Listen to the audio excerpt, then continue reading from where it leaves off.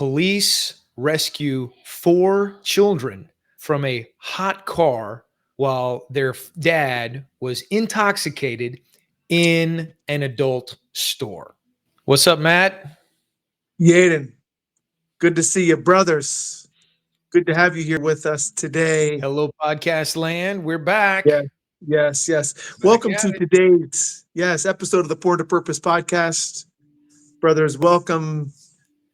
We are your hosts, Matthew Sinkovitz, Yeadon Smith, leaders of the Pour to Purpose community. Yeadon, it's good to be here with you today, brother. Thanks for showing up. Time after time, time after time. Man, I was just thinking about Napoleon Dynamite today. Wasn't that song on that movie? It's Wasn't that been a the- minute since I've watched that movie. First time I watched it was probably 25 years ago-ish. Maybe not quite that long. And then I think I watched it with my teenage sons at some point. They were like, this is so dumb. I'm like, I know. I was just reading a news article this morning. And who knows, this may become the topic of the podcast. Depends on whether Matt can get back on or not. But I was reading this, doing my normal going to the bathroom, scrolling the news headlines. You know how you do the same thing, so don't judge. All right? So check this out. I saved this article. Police rescue 4 children from a hot car while their dad was intoxicated in an adult store. I was like, wait, what's going on here? 38-year-old father from Phoenix, July 24th. Now, I don't know where you live listening to this, brother, but Phoenix in July, it's 100+ degrees easily. The inside temperature of the car was 124 degrees Fahrenheit. And I couldn't help, I scrolled through the article. My heart breaks for these children. My heart breaks for this dad. My heart breaks for the people who called the cops. My heart breaks for the cops who rescued these kids. There is nothing positive about this story, but I couldn't help look at it through a somewhat lens of compassion, because here's a man who is so enmeshed, who is so trapped in his addiction that he left 4 children in his car in Phoenix in July so he could go into a porn shop and get his fix. It broke my heart. I am hopeful that this becomes the rock bottom moment where this man wakes up and starts to do the work to understand why he's driven to these behaviors, starts understanding where the emotional wounds are that are forcing him to act out. On the one hand, I feel a lot of rage and negativity and judgment, honestly, for a guy like that. But then at the same time, I think of my own life and think about my own compulsive addiction to porn. I never put anybody in danger, but I was going through the same darkness that this man was, struggling, trying to figure it out. I'm grateful that I hit rock bottom as high as I did and started my recovery journey where there were no police involved. There was no ultimatum from my spouse. I didn't put my kids at risk. But I saw that article. I'm going to write a post about this on Substack because it just struck me as, wow, the level of compulsion that our addiction can push us to. And reading that story broke my freaking heart. It broke my freaking heart. And then I also thought, but for the grace of God goes Yeadon. Right? I was not on the healthy path. Who knows where my addiction would have taken me. Now, it ended up taking me to recovery, where I started doing the work and unpacking what was going on inside so that I could grow beyond the porn. Thanks for bringing that up. That story I had not heard about that Dude, I situation with just the saw it. father. And The article was written yesterday. The article was yeah, written yesterday on July 29th. And I yeah, saw the headline. And of course, since I'm in recovery and we talk about porn on the podcast, I'm like, wait, a man left his kids in a hot car in the summer yeah, to go into a porn shop? yeah, That's brutal. yeah, Brutal. And I can't help but think, how long has he struggled with this addiction, or not struggled with the addiction, just lived with it, yeah, hoping he outgrows it, hoping yeah, that something changes. Unfortunately, most of the time, if you're not actively engaged, trying to understand the why, nothing changes. We just wake up the next day like, I'm going to do better next time. But we don't know why we even ended up in the porn or the porn shop to begin with. absolutely. So, In the maybe we'll just run with this conversation point today. In my 12-step work in Sex Addicts Anonymous specifically, I was introduced to this conversation, this topic, or this idea of the bubble.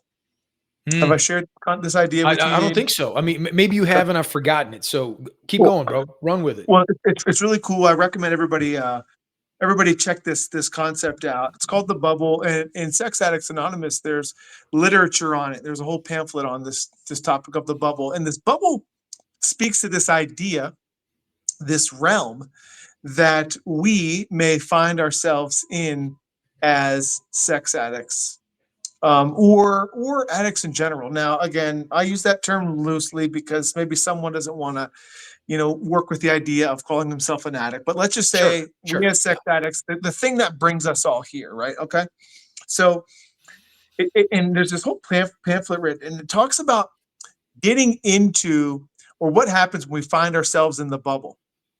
And for me, and it talks about how we find ourselves in the bubble, and it's almost like maybe we are viewing ourselves third person, right? Or from Mm, outside of ourselves. We can see ourselves going down this road. We can see ourselves crossing boundaries that in our clear, rational mind we would never cross. We can see ourselves maybe just like this father locking his door and leaving his kids in the car while he goes into the porn shop, right? Because there's this thing in him. He's like almost in this cloud, maybe.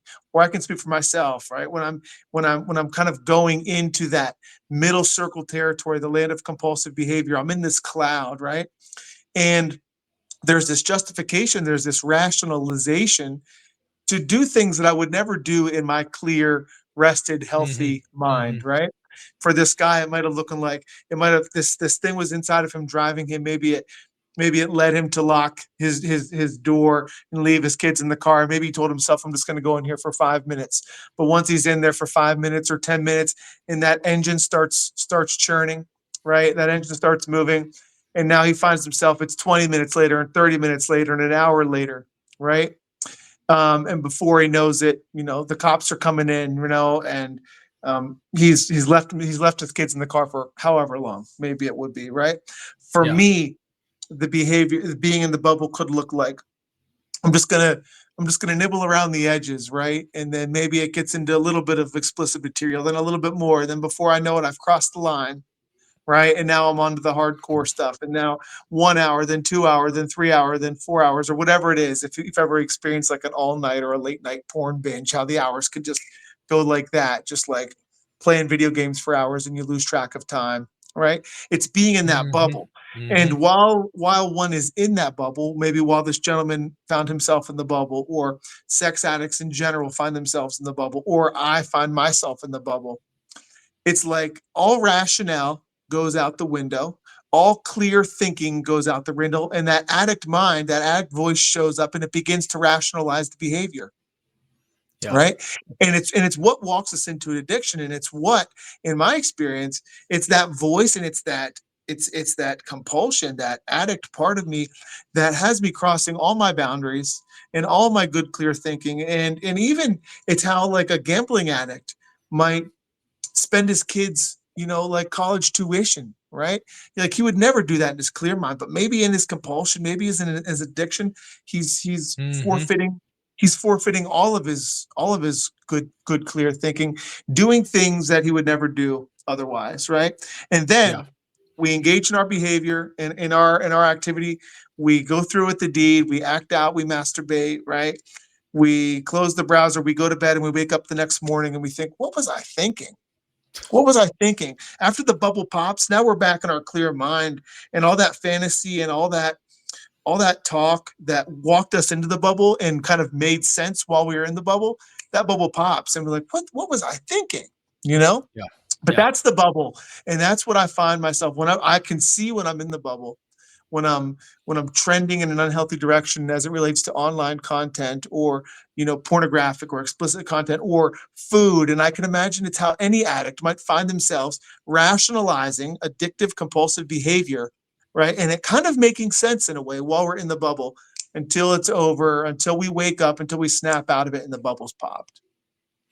As you're talking about the bubble, I thought of something else. It kind of correlates a little, not exact, but it ties in. I can feel it tying in. Yeah. I just started rereading the book "This Is How Your Marriage Ends" by Mm-hmm. Matt Frere. Mm-hmm. And one of the points that I remember listening to the book the first time is that humans are incredible at thinking that they are the exception to the rule.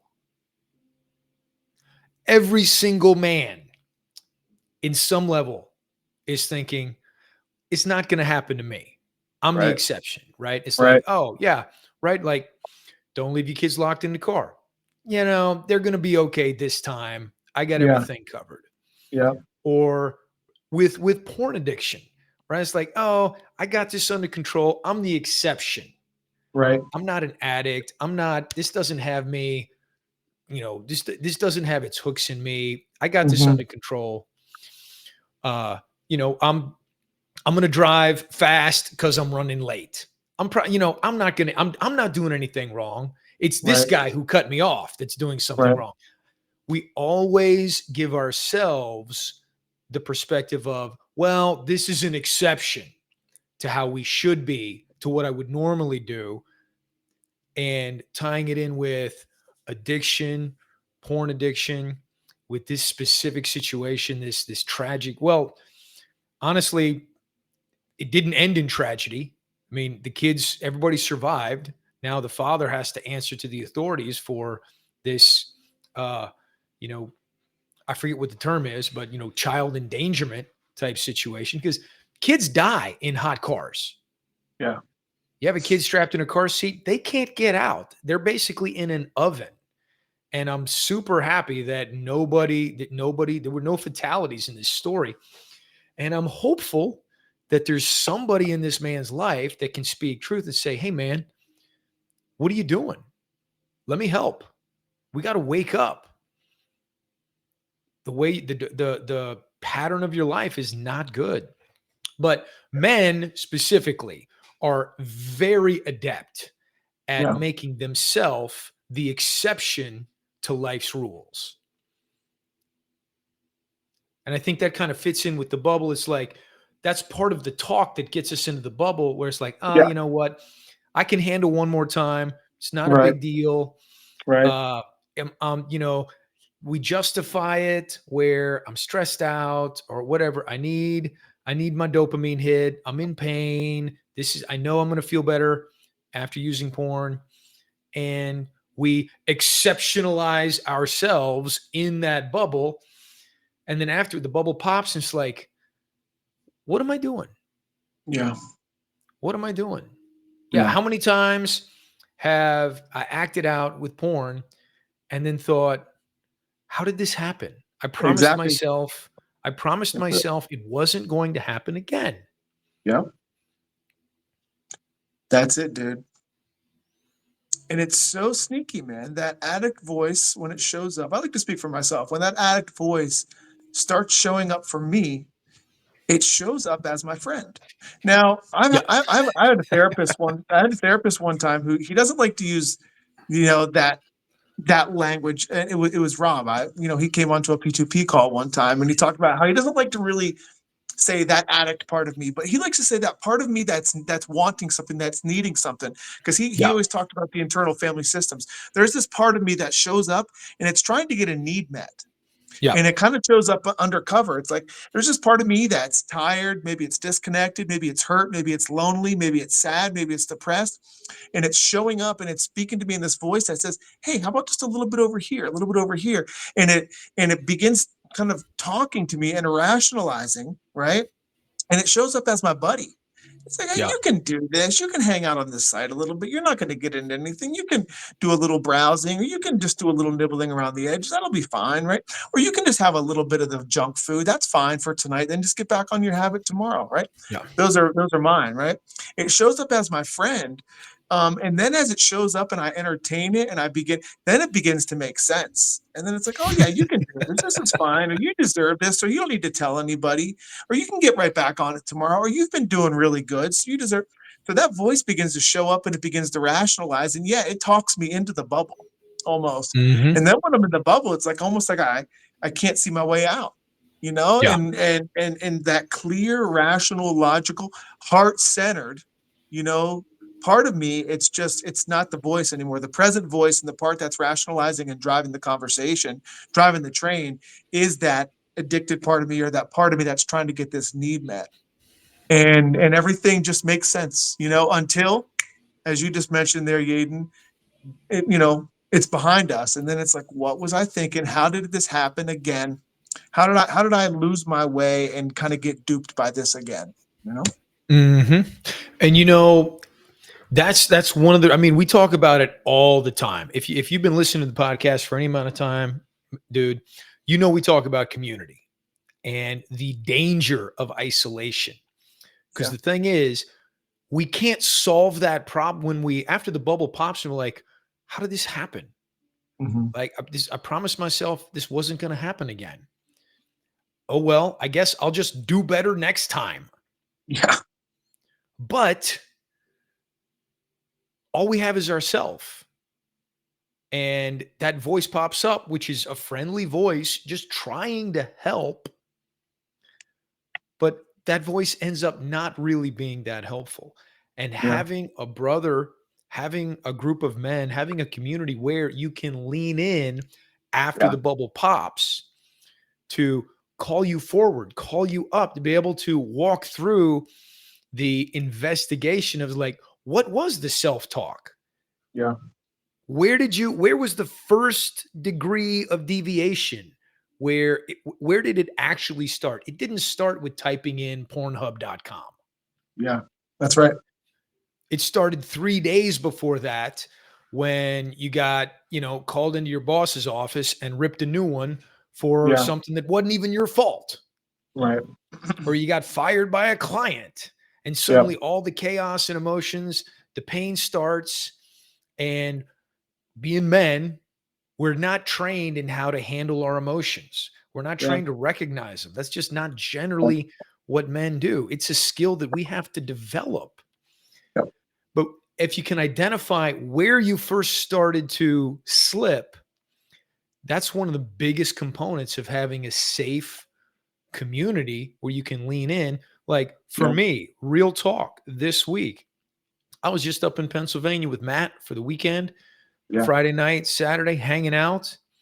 I'd been in Ohio on Thursday, Pennsylvania, Friday and Saturday, flight home, got home midnight Saturday night to South Carolina, woke up at 5 a.m. to go for a run with my son, then went back to sleep for an hour.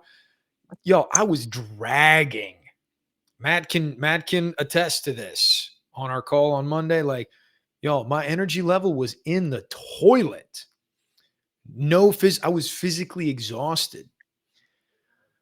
But because I've been doing this work, I've been practicing this recovery now for a couple years, I knew what I needed. It's like, yo, I have to rest. I had to text a running buddy of mine. It's like, dude, I cannot run this week. Yeah. I have to sleep in. I cannot be getting up at 4:30 to go for a 2-hour run at 5 this week. Yeah. I have to take it easy. I need to rest, recuperate. And it took me Sunday, Monday, and Tuesday. Today is the first day after traveling where it's like, you know what? I feel normal. I feel that my regular levels of energy are back. But Sunday, Monday, Tuesday, I was dragging. And I'm grateful. And I even checked it in on our voice chat. Like, y'all, except I didn't sound like this. I sounded like, y'all, I am not doing well. I'm exhausted from That's it. traveling. Right. It's like you could hear it in my voice, like, oh, Yeadon is not okay. Yeah. Now, I wasn't like not okay, like, oh, dude, he's having problems. But I was going through a rough patch. Yeah. But because of the community support and because of my own internal work that I've been doing, I was able to recognize what I needed. That's it. So when that voice pops up, it's like, hey, man, you're not okay. It's like I was able to say, yeah, man, I know I'm not okay. Yeah. I also know what I need. Yeah.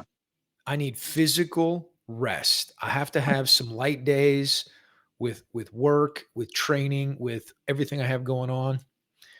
And actually, yesterday, after going to the gym with my 12-year-old son, working with the trainer, and then Taco Tuesday afterward, after I had tacos on taco, I'm like, you know what? I'm feeling not bad. Yeah. I'm not feeling too bad. And now I'm right back at it today.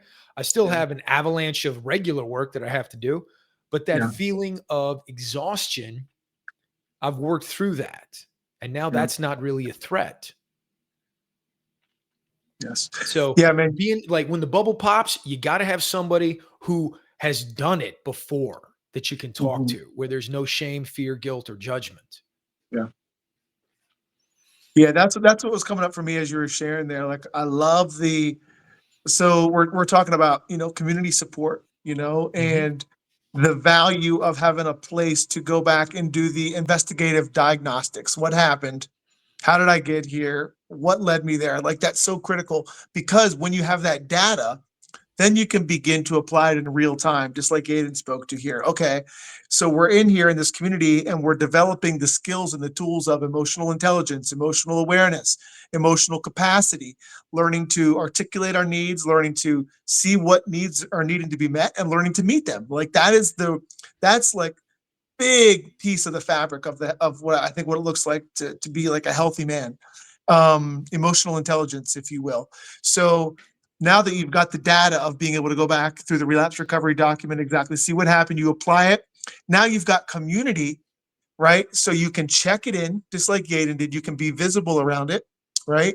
And you can now take course corrective action to meet the need in a healthy way, and recognize, oh, I'm feeling tired, I'm feeling fatigued, I'm feeling emotionally dysregulated, and here's what I need to do to take care of myself and do what's healthy, versus find myself in an adult bookstore with my kids in the car Yeah. again. Like, Yeah. that's it, guys. And hitting a low bottom, like you can have a high bottom, and doesn't have to be, lose your marriage, lose your family type situation. You can learn to take care of yourself and meet yourself in all the ways you're actually needing. And community Yeah. is such a big piece of that. Yeah. Learning the skill, and it's baked right into the curriculum in the Liberation Boot Camp. One of Yeah. the tools, one of the big tools, the 4 R.A.C formula, Yeah. where after you remember the pain, remember the goal, you reflect on what's actually going on, Yeah. ask you, like, what do I really need? That Yeah. friendly voice, that part Mhm. of me that's like, oh, hey, let's go watch some porn. Like, okay, Yeah. well, that's just like the canary in the coal. It's like, oh, something's off. Yeah. And being able to pause, say, okay, I want to act out, which means something is off, Yeah. Yeah. which means there's a need somewhere that I don't feel is being met. Yeah. And being able to sit with that discomfort long enough and do the Yeah. work to identify, oh, this is what I need. Yeah. Right? That's the A. Ask yourself, what else? What else can I do to meet that need? Yeah. And then the C, choose action that is moving you towards your goal. Yeah. And Yeah. guess what happened when I checked it in our chat with the community, right? I'm just like, dude, you need to get some rest. You got to take a break. right? Get a nap. I checked it in with multiple groups, and the support was consistent. Like, naps are never bad. Take a nap today, bro. Get some extra sleep. Be kind to yourself. Don't push too hard. Because as men, we're always like, oh, I can handle it. I can push harder, faster, stronger than anybody else. Right. Unfortunately, we do that to our own detriment. Yeah. Until we break. Yeah. And when a man breaks, bad stuff happens. Yeah. So, brothers, you're Well, here. I know this You're wasn't our listening to this. original podcast episode, but was who good. knows that the technical difficulties didn't work out, because this is the topic we needed to talk about today. Who knows? I'll take it, because I trust it's all working for my good. It's all There we working go. in my favor. So we'll go with that. So, with that, brothers, thank you for tuning in here. Thank you for checking out this conversation. Maybe you found yourself in that bubble. If you're listening to this conversation today, likely you have found yourself in that bubble. If you're anything like me, if you're anything like Yeadon, right? Maybe you found yourself on the other side of a relapse saying, man, what the heck happened? How did I get myself here? Maybe you'd love some support around being able to retrace those steps.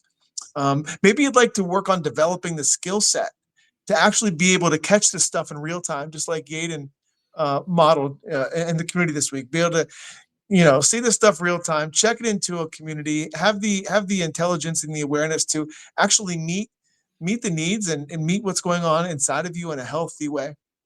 Maybe you're looking for a path to freedom and to liberation. If so, we'd love to invite you into the Porn to Purpose community. We'd love to invite you to explore checking us out inside the Liberation Boot Camp. We'd love to invite you to download a copy of the Freedom from Porn Accelerator, which you can all find information regarding over at www.porntopurpose.com. We'd love to have a conversation with you. We'd love to support you wherever you are in your journey, and help you to have a high bottom instead of a low bottom, like the brother we discussed here in today's episode. Yes. So much better when you are the one making the decision to enter recovery. Yeah. Way better to make that choice now than have it forced upon you. Mm-hmm. Yep. And God bless the brother in Arizona, man. And I hope he finds what he's needing, man. And his kids are well and all that stuff. So I hope he finds recovery. Whoop. Yeah. There's an alarm that I have going off, because I have to have alarms to remind myself to do stuff that I've told my wife I'm going to do. All right, man. Well, let's go ahead and close it here. Yeadon, thanks so much for the conversation today. Thanks for improving through some technical difficulties. Dude. Thanks for hanging in there with us, brothers. We'd love to connect with you over at porntopurpose.com. We'd love to meet you and have a conversation, support you however we can. So until next time, thanks for being here. We'll look forward to seeing you on next week's episode. Peace and power, brother, wherever you are in the world. We are noble men. Boom. Ciao. Bye-bye.